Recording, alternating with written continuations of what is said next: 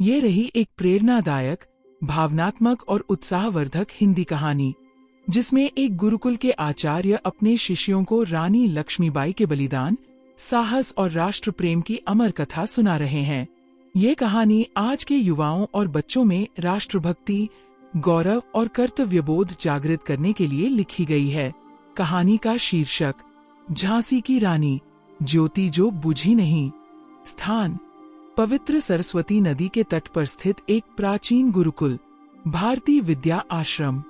समय, प्रातःकाल, सूर्य की पहली किरणों के साथ गुरुकुल में देश प्रेम सप्ताह की शुरुआत। अध्याय 1, आचार्य देवव्रत की सभा। गुरुकुल के विशाल पीपल वृक्ष के नीचे शिष्य बैठे थे। आचार्य देवव्रत, जिनके मुख से कभी असत्य नहीं निकला और जिनकी दृष्टि में भारत की आत्मा बसती थी, आज शिष्यों से कहने को कुछ विशेष लेकर आए थे। उन्होंने कहा, वत्सों, आज मैं तुम्हें उस देवी की गाथा सुनाने जा रहा हूँ, जो नारी होकर भी सिंहनी थी, जो न केवल तलवार चलाती थी, बल्कि अपनी प्रजा के लिए मां थी। उसका नाम था महारानी लक्ष्मीबाई। शिष्यों की आंखों में उत्सुकता चमकने लगी। अध्याय 2, झांसी की जनगाथा। उनका जन्म 19 नवंबर 1828 को काशी में हुआ। नाम रखा गया मणिकर्णिका। प्यार से सब मनु बुलाते थे। मनु को घोड़े से खेलना, तलवार चलाना, धनुष बाण साधना बचपन से ही प्रिय था। उनके पिता मोरोपंत तांबे थे, जो पेशवा बाजीराव के दरबार में कार्यरत थे। जब उनकी आयु मात्र 14 वर्ष थी, उनका विवाह झांसी के महाराज गंगाधर राव से हुआ और वे बन गई झांसी की रानी लक्ष्मीबाई। लेकिन कुछ ही वर्षों में विधाता ने महाराज को छीन लिया। अब झांसी अकेली थी, परंतु झुकी नहीं। अध्याय 3, अंग्रेजों की चाल और झांसी की ज्वाला। अंग्रेजों की डॉक्ट्रिन ऑफ लैप्स नीति के अंतर्गत जिन राज्यों में उत्तराधिकारी नहीं होते, उन्हें अंग्रेज हथिया लेते थे। झांसी ने दत्तक पुत्र अपनाया, लेकिन अंग्रेजों ने उसे मान्यता नहीं दी।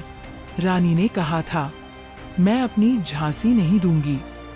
अब युद्ध निश्चित था, परंतु ये युद्ध केवल झांसी की नहीं, भारत माँ की अस्मिता का युद्ध था। रानी ने स्त्रियों को भी युद्ध कला सिखाई।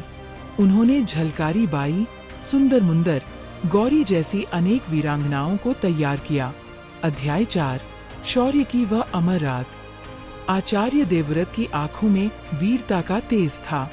उन्होंने कहा, मार्च 1858 में अंग्रेजों ने झांसी को घेर लिया। हजारों सैनिक, तोपें, बारूद, सब रानी के विरुद्ध। लेकिन झांसी की दीवारों से नहीं, रानी के हृदय से आग निकली। रानी ने अपनी घोड़ी बादल पर चढ़कर बालक दामोदर को पीठ से बांधा और तलवार लेकर मैदान में कूदी।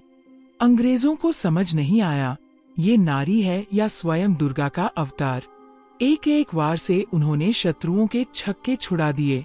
अध्याय 5, अंतिम रण और अमरता की घोषणा। झांसी की रानी के युद्ध की गाथा वहीं खत्म नहीं हुई। वह कालपी पहुंची, फिर ग्वालियर की ओर बढ़ी।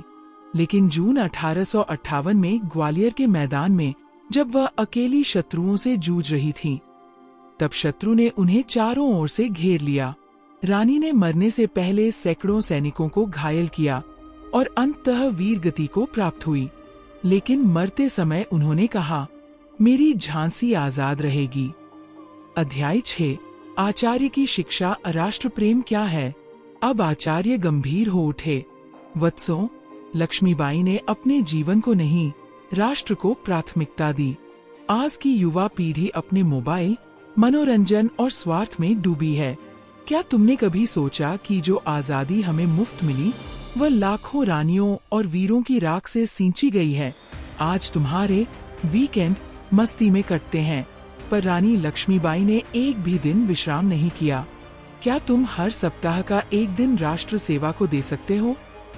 कभी माता पिता से उनके पूर्वजों की गाथा पूछो, कभी गांव के बुजुर्गों से उनकी स्मृतियां सुनो।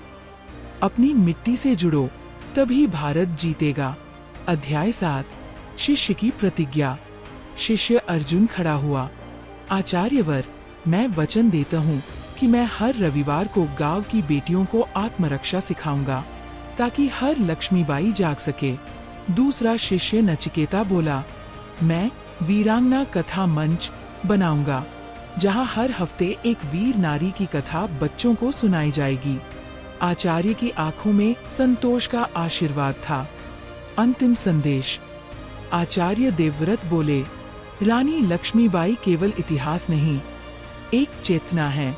जब जब भारत माता पर संकट आएगा, झांसी की रानी फिर जन्म लेंगी, तुम्हारे भीतर, तुम्हारी कर्म भूमि में। शिष्य झुक गए, उनके हृदय में नई चेतना जन्म ले चुकी थी।